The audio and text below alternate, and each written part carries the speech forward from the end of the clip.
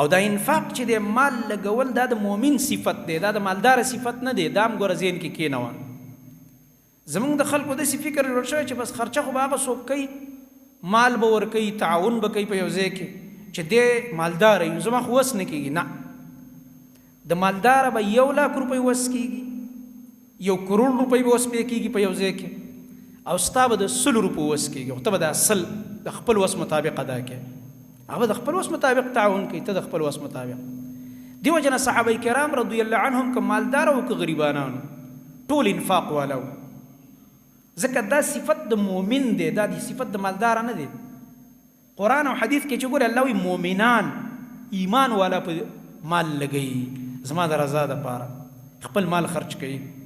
نو دا مؤمن که غریب دی که مالدار، غریب به د 10 روپو وس کېږي، د 100 روپو وس به کېږي، هغه دې ورکي.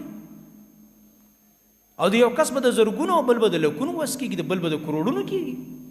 هر انسان فاتقوا الله ما استطعتم قاعده د خپل وس مطابق تقوا اختیار کوو، د خپل وس مطابق په دین عمل کوو، د الله احکام پوره کوو. د خپل وس مطابق به خپل مال د الله په دین باندې لګي.